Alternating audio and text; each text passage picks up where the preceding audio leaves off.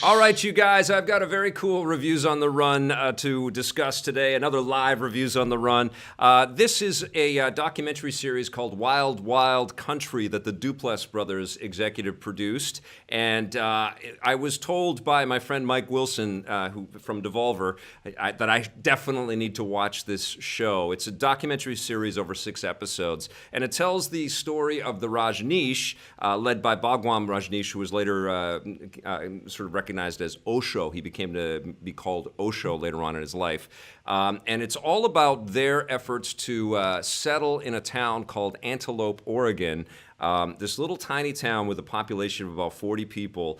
Bhagwan Rajneesh had set up this huge industry. He became like this cultist, this guru, this spiritual guru for hundreds of people, then thousands of people, then hundreds of thousands of people. And he chose to settle in America. He started everything in India and then, chose to settle in America, even though Rajneesh sort of establishments started to happen all over the world. He amassed an incredible amount of wealth and was purchasing all kinds of, through the church or through his teachings, a bunch of Rolls Royces and Lear jets, and eventually many buildings in this town, and much to the chagrin of the local inhabitants that had been there forever, which were primarily, good Christian folk who were really freaked out by this brand new population of all of these red cloaked people. And I didn't wear this on purpose today, my red shirt today, but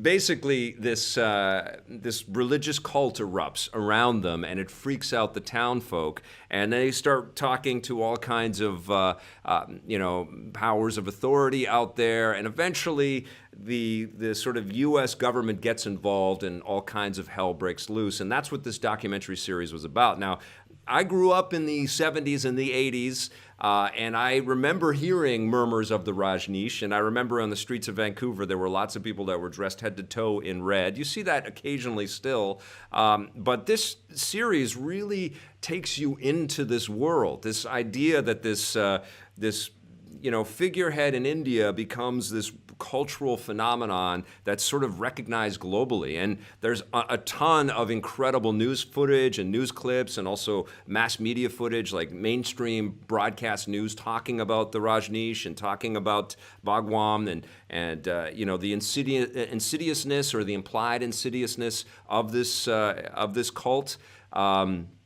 And you really get a sense of the danger that existed for these people who, for the most part, as it's represented by some really in-depth and heartfelt interviews all the way through the series, they really just wanted to, practice their peace and love and kind of hippie virtues. But they were loud and proud about it, and as exemplified by this bright red and maroon sort of costuming, these outfits that everybody wore, and they sort of, they weren't like the Hare Krishnas beating on drums and stuff that you'll see in different cities as you're walking around downtown areas, but you could tell that the Rajneesh were there everywhere, and I think that this became a symbol of.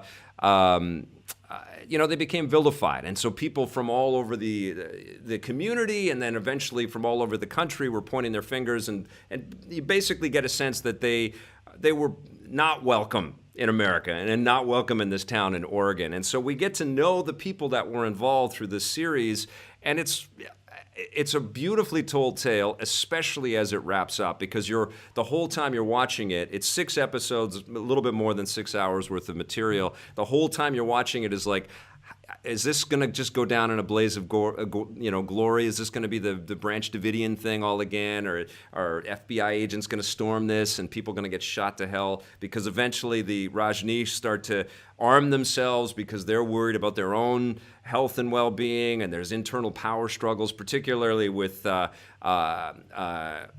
forget her name, the Bhagwan Rajneesh's secretary. She, I think, what's her name? I got to figure out her name. I can't not know her name.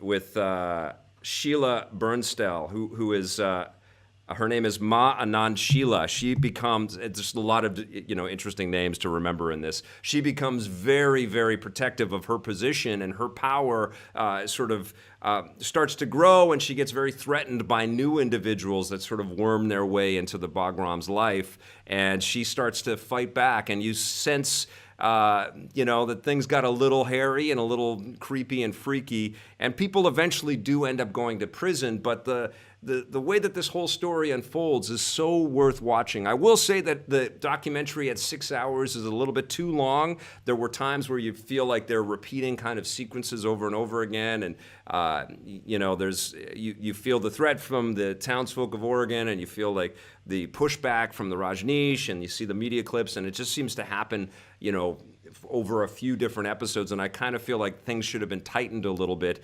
But by the end of it, it's so riveting, and you're so moved because people had their lives just devastated, their beliefs, their idea of this peace and serenity and this utopian kind of ideal, and then it was just fully ripped apart.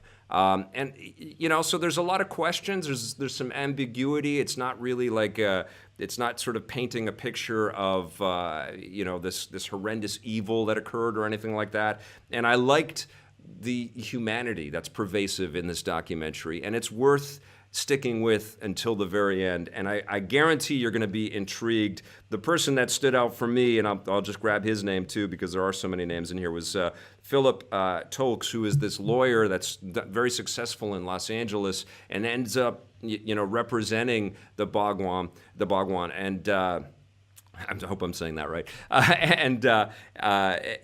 sort of becomes a figurehead and a leader within the Rajneesh community, but his tale is so personal, and he's so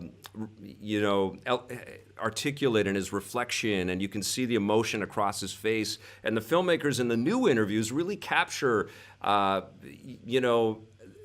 the sort of devastation that happened on an individual level, and you also see, because you see all of these film clips and TV clips from when these people were really young, and that's juxtaposed against these, people look pretty good still, but their age has definitely affected them, and the experiences that they have definitely affected them, and you see that on the faces, and it's riveting stuff. And I thought that it was kind of crazy timing, especially with Far Cry 5 out there. And I thought, okay, I'm going to just sink into this thing and learn a little bit more about the Rajneesh cult and the history there. And it's a terrific 6 hours. Not all of it is great, but definitely the summation is fantastic. It's a really, really nice sort of collection of important historical moments that I think you're going to be fascinated with, particularly if you've been playing Far Cry 5. I'm going to give Wild Wild Country an 8.5 out of 10,